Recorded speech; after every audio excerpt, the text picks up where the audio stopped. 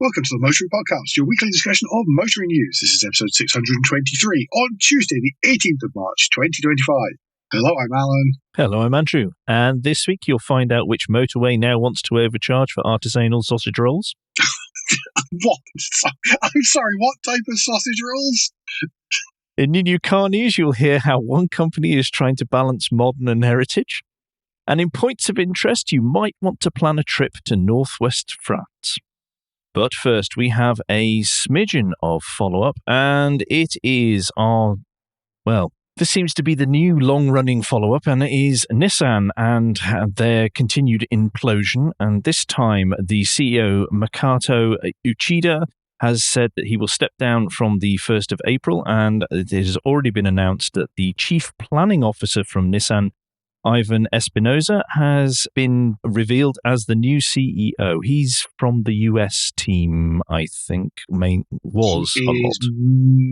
he's Mexican originally. Okay. He, worked for Nissan US. He was seen as someone who's a bit of a car guy. So whilst he is a planning officer, he was quite open to interesting and innovative cars like the Nissan Z, whatever, and the GTR and its long life and all that kind of thing, as opposed to the kicks and these kind of things. Yeah. It is a bit of a poisoned chalice of a position, that one. Yeah, it does go on. There's an Autocar article linked in the show notes, and it does go on to talk about more detail of the plans Nissan has to save the $2 billion, just in costs, that is, by the way, $2 billion in costs annually.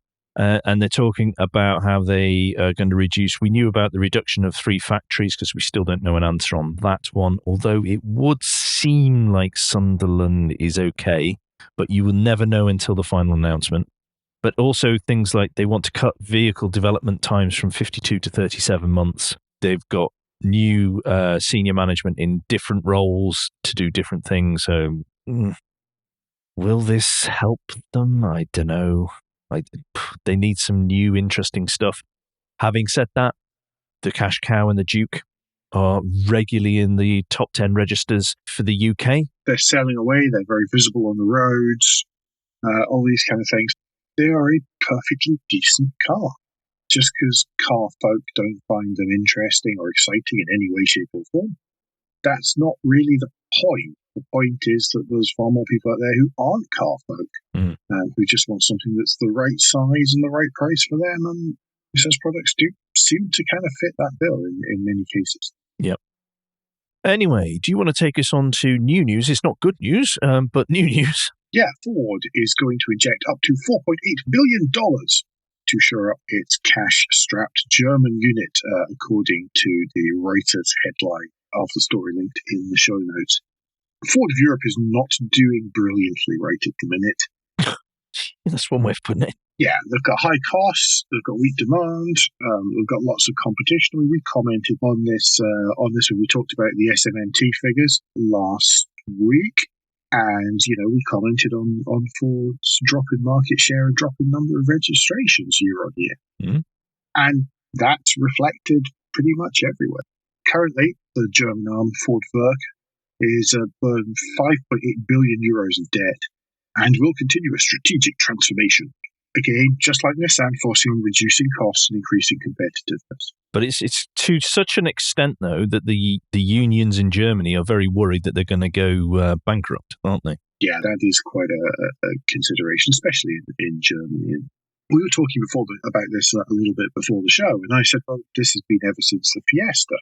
And then you sort of counter-pointed out that really, whilst I had a certain amount of a point, I didn't have the full point, because the problem was that the Fiesta didn't add up financially for Ford as soon as you started to include electrification. And at that point, how much money were they making per Fiesta, and are they better off out or losing per Fiesta, and are they, to an extent, better off without it, and then being able to sell the Puma as a more expensive vehicle? Yeah. Their problem is their most affordable vehicle, passenger vehicle, is the is it the Connect? I can't remember. The small transit that's car from a van. Is it really? Yeah. Oh, that's a Volkswagen. Yeah. That's their entry level, and then you get to the. But nobody really pays that attention. everyone thinks the Puma is the entry, and that's 20 odd, was it £26,000, I think they start at? Something like that. Something like that. That's not the starter cars we use that people have grown up expecting. No. That's part of their problem. And you can see their top end is you're looking at the Mustang, the Explorer, and the Capri. And whilst the price, I think, of the Explorer is now just under 40k, I can't think why, 1st of April. But the others are 40 grand or more. Again, they're slightly trapped in things cost more, but all new cars cost too much. But then the thing is that then there's the market for the smaller car. They have no A and B segment. Sure, they have B SUV, I guess, just with the Puma. But I have a rental Fiat 500 at the minute, and they have nothing. They used to have a car that shared the platform. But at the minute, they've got nothing anywhere near that sort of size or price point. And we'll see what happens. Yeah, hopefully they can pull it out, because otherwise that's a big problem for a lot of people. Anyway, speaking of Fiat. Yes.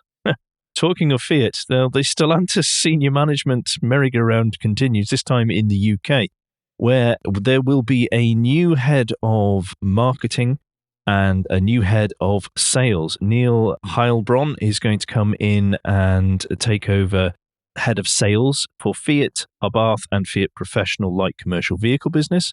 He was working in the dealer group Lookers 60 years ago, yeah. But then moved to Stellantis and has been working there. And now for the marketing director's job, Victoria Hatfield moves across from Vauxhall, and she's going to take up that role. I'm bemused, quite honestly, at the number of senior managers that are being switched in and out before they announce a new CEO. I can't believe that the people who were in place were doing that catastrophic a job that they had to be replaced before the new person comes in, who will want to do their thing, even if it is just to be seen to be doing a thing immediately and making changes and being dynamic and a strong leader, etc. Yes. No, I'm looking at a lot of things at the minute and thinking, gosh, they're doing transformation wrong. And this kind of magicking people around like this it does very much strike me as doing transformation wrong. Anyway, well, let's stick with the UK. And do you want to take us to the Midlands, Alan? I think I'm almost in the Midlands according to this particular definition of the Midlands. According to evpowered.co.uk, Midlands EV owners are to get a 60,000 charger boost. I don't know if there's a pun there or not. 13 councils across the Midlands have received funding approval to install 16,000 new chargers. The 13 local authorities have been granted £40 million from the Local EV Infrastructure Fund to more than double the region's public charging provision. At the minute, we've got about 10,000 chargers in that particular area. Obviously, adding 16,000 to that is quite significant. The chargers are going to be rolled out everywhere across the region, including in smaller towns and rural areas.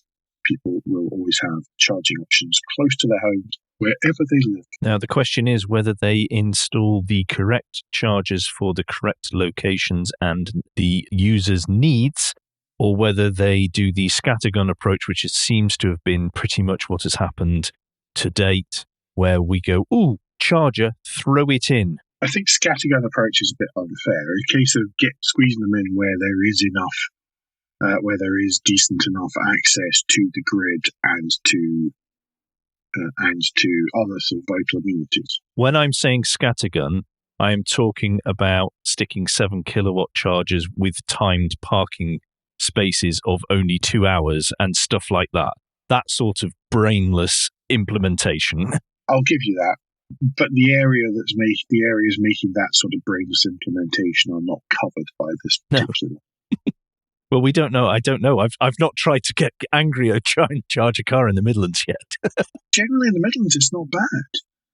Generally, it's not bad. I mean, I know that from Corby and stuff. I've rarely had much of a shortage of EV infrastructure when I've had presses and stuff. Unlike you, where it is a week of torture. You have to listen to me moan. But that is a valid point. If somebody starts screaming and jumping up and down about the ZapMap figure of 75,000 public EV chargers, always remember and bear in mind, where are they predominantly? The southeast. What has been put in? Has it been the right ones for the right places? And have they installed them with thought to the end user?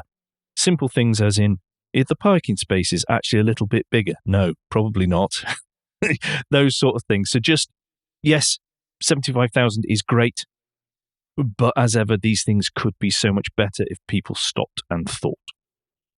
Not just about car charging, truck charging. MOTO has made an announcement, hasn't it? Yes. Again, we are thankful to EV Powered for the article link, but motorway service station giant plans 300 eHGV chargers by 2030 is the headline. One of the biggest problems after cost, or the biggest problem after cost for a company looking to buy an electric HGV is, where are you going to charge it? Obviously, a lot of lorries use the motorway network, and it has taken time to try and work out how this can be done the most efficient way possible. They are going to set up hubs. For example, they're going to start with Exeter and Tamworth just next month. This is really important because we will turn to our heavy goods correspondent in a moment to explain some of the issues when it comes to heavy goods vehicles, because it is not simply just buy an electric one and plug it in. Is it, Alan? Well, yes and no. No, it isn't. The challenge comes actually with the charging. We've got this weird thing, and this was literally a colleague, client, and myself, a discussion over lunch today was about EV charging. And actually, as a normal person, then you can very often, the entire stop length, if you are charging an EV, is very often, and you get a charger at a motorway services or something, it's very often actually about the same as the entire stop length if you fill up fuel and then go for a pee, grab a coffee, maybe a sandwich and whatever else and come back to the car. It can be 20, 25 minutes in both cases, really. Mm-hmm. During which time, of course, your EV has gone from 20 to 80% or whatever. I mean, it's not going to be 100. It's reasonable for you to get a good chunk of charge into your car. Now, the thing is with stopping with HGVs, of course, is that you've got driver's hours rules as well on top of that. So drivers have to stop for a specified period of time within however many hours of driving.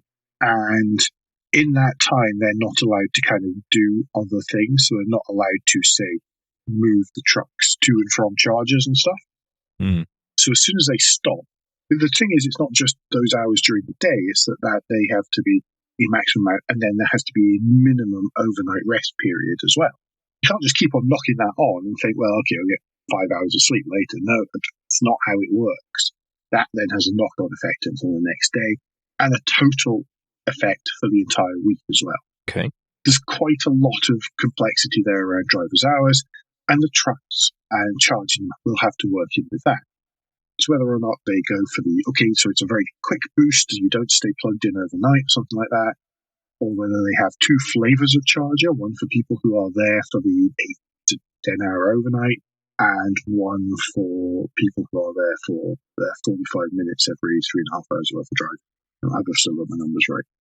The other thing is that, of course, they need to make sure that there's availability of these, because if there's, as I said on social media recently, there is a few bigger groups of moany old women than truck drivers. Apologies to any truck drivers out there, but it's kind of true. And to women. And to women, yeah, sorry. Yeah, apologies to women, that's actually worse. The trouble is, you've got to win. It doesn't matter if it technically works, it's also got to work over the minds, because you can bet the first once or twice where people turn up and there aren't any charges, there's no stuff, they're stuck there for longer. The amount of moaning that's going to go from the driver up the way through to management in the companies is going to be quite spectacular. Because it's going to be bad already, because change is bad, we know. Exactly. And then they won't want to change it, try it again. And then these are bad. And, they spend the whole day yakking on CVs. A lot of time as a truck driver is spent yakking on CVs. And so it spreads. If you think social networks are bad online, this same thing has existed for decades on the roads of Britain and Europe and America and stuff. So everyone will know what a bad experience they've had. It's really tricky to get that. So I don't know if they're going to run some form of booking system so people know what's going to be available at what times and where they or how they're going to deal with that. But to me, that's actually much, much harder than the admittedly difficult making sure there's enough grid access, making sure there's enough space, that stuff. The hearts and minds side of this is going to be absolutely massive. Yeah. Now that I've offended everyone. Yes. Anyway, should we stick with motorways? And there's some good news for anyone who happens to have the misfortune to use the M56. Yes. The good news is that T-Bay style and run by the same group, services have had a go-ahead on the M56 as the government approves controversial plans. It's going to include farm shop, a 100-bed hotel, and a petrol station. It's controversial because it's a motorway services. Yeah, but it's also greenbelt land, isn't it? It is a little bit. But if you want anyone to be able to be building these things on greenbelt land, then, I mean, just 3 miles from here is Gloucester Services. And it is almost entirely underground. It is more like, you feel like this, you go in, and rather than the fine homemade soup and sandwich deals, you expect to see Great Uncle Bulgaria. And it is much more somewhere where you would find Wombles and Hobbits than Burger King, mercifully. So yeah, run by Westmoreland. I pronounce the word artisanal.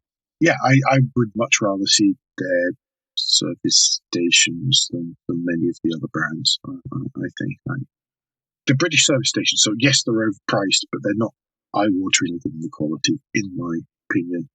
This story has not been sponsored by the Westmoreland Services Group, but if they would like to, we can accommodate that. Well, Alan, I think we've managed it without too much stress and anxiety. Get through the first part of the show. Do you think so? Well, after this week, and we're only Tuesday night, that's a remarkable achievement, I feel. Oh, well, that's very, very true. But yes, everyone, it is Guilt Minute, a quick break in the show where we ask for a tad of financial support to keep the lights on and the hosting running. If you like the Motoring Podcast with small consideration every month, then you can become a patron. Different levels of patron include different levels of commitment from us to you, including being able to watch the show recorded live. We also have a small range of merchandise in our spring store, from stickers to mugs and t-shirts. If you don't have any spare cash, we do completely understand, then you can help us by following for free from our podcast player to receive every show as they're released, and by liking and rating the show, whatever way your podcast supplier lets you. If you've done all that, so we do thank you very much, then the last thing you can do is to recommend us to your friends or colleagues. Thank you, everyone that does. Okay, new car news, and I'm going to start with the Mercedes CLA. This is their new version of the CLA, which will be electric or petrol hybrid. The petrol hybrid is claimed in this Autocar article that's linked in the show notes, will give diesel-style MPG, which is good news. However, the electric side of things is not to be outdone, and it is claimed that the maximum range will be up to 492 miles between charges, and even if it is driven exclusively at motorway speeds, as I'm quoting here from the article, it still manages 431 miles, which is, again, is astonishingly impressive. It's astonishing. Yes. That's diesel hatchback range as well. Yes, they are able, they feel, to get an efficiency over 5 miles per kilowatt hour, which is not something we've had since the Ioniq, I don't think, really, on a regular basis. It's been a while. Not as much as we would have hoped we'd have had by now, but they are using apparently a nickel manganese cobalt battery, and it's only 85 kilowatt hour pack in capacity, which will help keep the weight down a bit, which may then help. Well, yes, it's the whole cycle. Yes. Isn't it? If you keep the weight down, you need less power to keep it going, which means that you use up less overall. I mean, and there's a lot of clever engineering in this. This is not the most attractive version of the CLA that there's ever been. I still think it's more attractive than the initial CLA, to be honest. It's less melty. But in order to accommodate the battery pack, it is a bit taller and a bit squintier. And the front has distinct distinct aquarium vibes. But that's in order to reduce the frontal area, to channel air where the air needs to go so that it can form its own aero around the wheels and that kind of thing. Mm-hmm. There's lots of very, very clever detailing in this, even if the overall form isn't quite as handsome as we would like. But yeah, I mean, it's about the same size. It's fantastic. I'm just amazed at how efficient it is. Yeah, it'd be interesting to see if that can be constantly replicated. I hope so.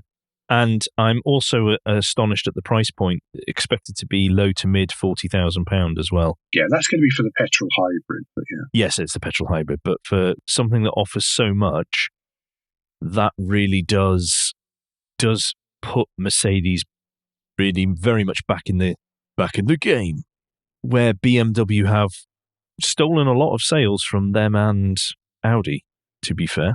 Yeah, especially Audi, really. And now, as it is a car, will people please go buy the car to show manufacturers that we don't all just want SUVs? Just to give you an idea that as well as that, stuff like the CLA 350 4MATIC with EQ technology. I don't know if with EQ technology means it's actually an EV. I think so. Isn't the EQ that? I think so. Well, yes, I thought that, but then it's with EQ technology. It might just be a hybrid. It's talking about giving an additional 107 brake horsepower motor with a single-speed gearbox its front axle, giving a combined output of 349 horsepower. That's 0 to 62 in 4.9 seconds, and that's quicker than the V8 engine C55 AMG was 20 years ago.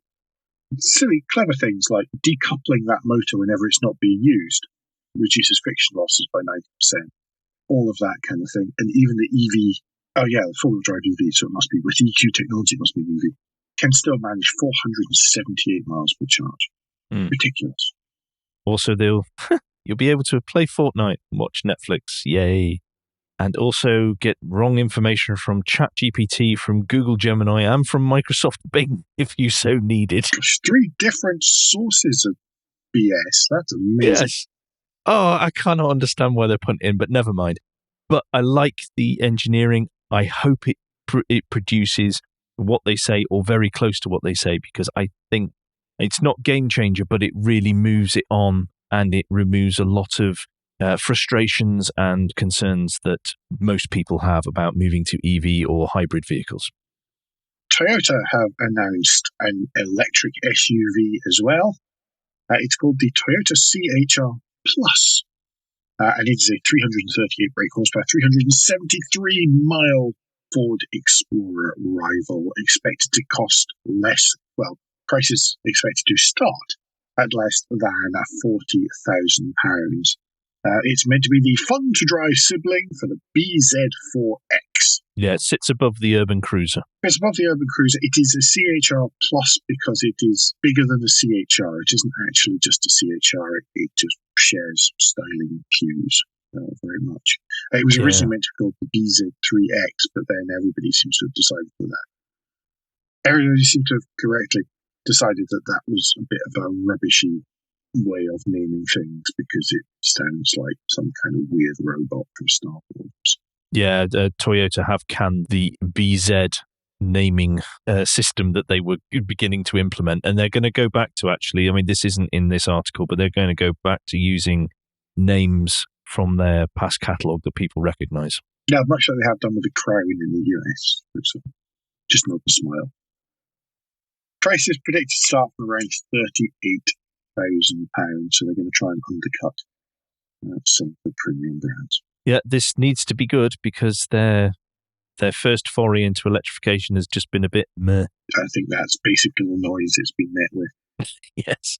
Sadly, shame, because I actually think it's good looking. I like the look of the BZ4X. It's a bit of a shame about it. Yeah, the dynamics and the performance are just not matching that. I'm going to move us on to Morgan, who has revealed the Supersport, which no doubt you've seen as the embargo was lifted and we were flooded by lots and lots of pictures and videos about the Supersport.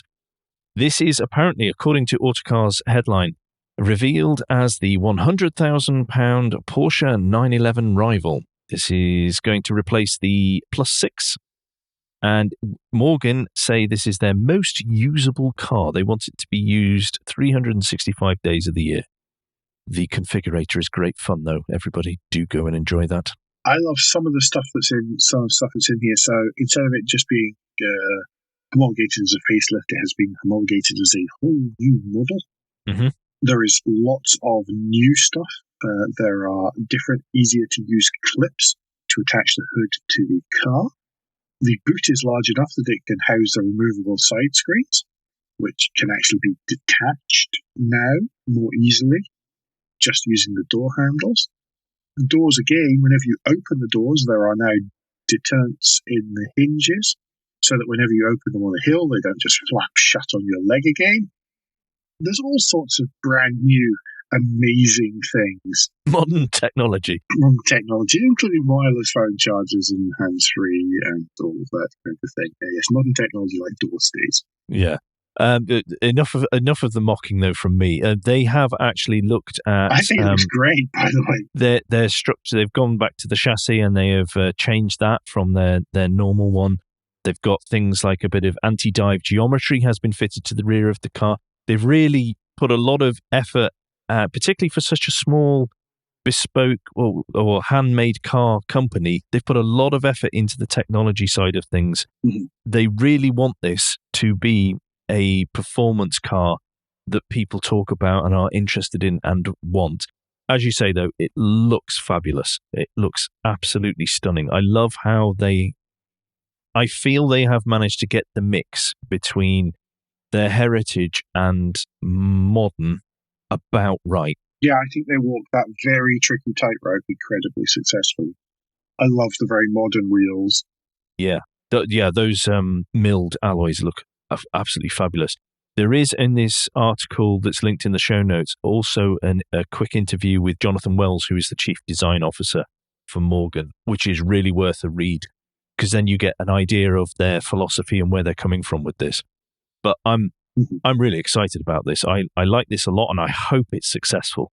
I hope they sell plenty, and I hope it is actually dynamically really good. They're expecting to build about 180 cars this year before ramping up to about 200 a year in the future, which is slightly more than they made of plus sixes. Right, everyone, get your checkbooks out. Yeah. Okay, points of interest this week. Article from Haggerty by Ronan Glon. And he's talking about a museum that he hadn't really heard of until other people said, no, you should really go see this. And it is called the Manoir de l'Automobile. It is on the opposite side of France from the Cité de l'Automobile, which is, of course, in the Louvre's Hausen-Schlock collection. This is in...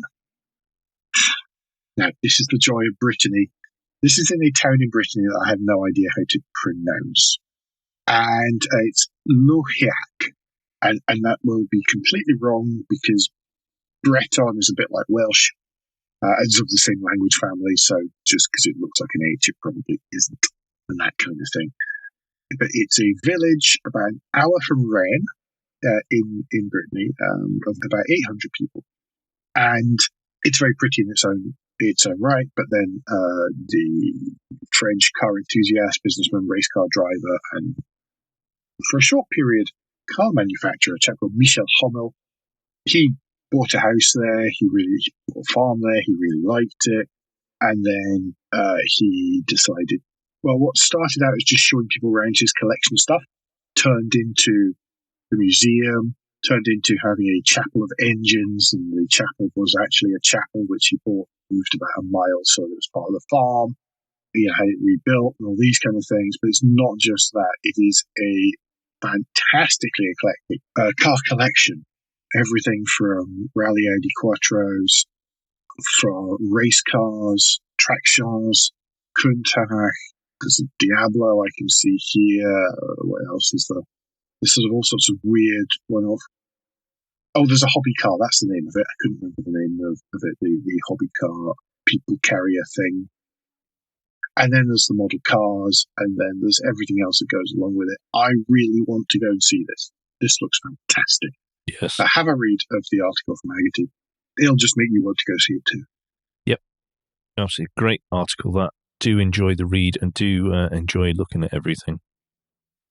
A couple of weeks ago, our list of the week was rather sad-making because none of us wanted to believe that some of the cars that were 25 in 2025 were actually 25 years old because it made us feel old. They all seemed far too new. Yes. Far too new. Yes. However, classic and sports car are not done with trying to make people feel old. However, it's not quite as successful this time because we have a list of 30 cars that are 50 in 2025. And I'm much more comfortable with this. Alan. Definitely. Is there any of the 30 that either surprised you or that you would like lots, please? There weren't that many that surprised me, really. But there's plenty I'd like. So I clicked as far as Lancia. I'm going to suggest what's here, the Lancia Beta HP. The version of the Lancia Beta that was essentially an estate or a shooting brake or however you are going to choose to define it, a three-door estate vehicle. Sorry, it's listed here as a roomy four-seat fastback with decent luggage space. And I've always liked those, and I'm surprised that that's as old as 50, to be honest. Yes. Well, it's an excellent choice. Absolutely superb. I think it's so good that I'm actually going to move us on to slide 15, and the Lancia Monte Carlo is my choice. And I would have gone the other way if you'd picked the Monte Carlo. Really? Yes, absolutely. Again, just wonderful design. Love them. I've never driven one. I'd love to be able to drive either of those just to experience it. But yeah, superb. Loads in here for you to pick from, though. Do click the link in the show notes and do let us know if you agree with our picks or what you would have instead. Yes, absolutely. Lots of good stuff in there. Which brings us to the end finally this week. And finally, we are heading off to Auto Shenanigans. Put up a video this week to celebrate the 10 years of roadworks on the A12 in Witham. He explains why they've been there for 10 years, what they're there for, and just what type of chaos they're causing. 4 minutes, 18 seconds of your time, and well worth it. I watched it just the other day when it came out. Yep. It is such a tricky little bit of road that they're on, though, and that's the silly part of it. Okay. Well, we've managed to make it through. We are still alive. We've not shouted too much. We've not got too cross. We've not sworn too much. Not sworn. Trust me, dear listener, this is very much a win. So we'll take that. It's better than I was expecting. And I think we better close it out now before we ruin it. Absolutely. So everyone, don't forget between now and next week, you can give us any feedback, share your thoughts for the show at motoringpodcast.com on Blue Sky, at Motoring Podcast on Instagram and Facebook, and on the contact page of motoringpodcast.com, the hub of all our activities. Remember, you can support us financially via Patreon. Please leave a review and rating on Apple Podcasts, YouTube, or every other podcast app that lets you do such a thing. Andrew, in the meantime, what's the best way to get in touch with you? Best way to get in touch with me is if you search on Blue Sky for Cracked Windscreen, you should find me there, or I am on LinkedIn as well under my actual name. And Alan, if people would like to get in touch with you personally, what's the best way for them to do that? The best way for me is Blue Sky, where I'm at AJP Bradley. That's Bradley. As I said, we'll be back very soon. But until then, I've been Alan Bradley. I've been Andrew Clues. And safe motoring.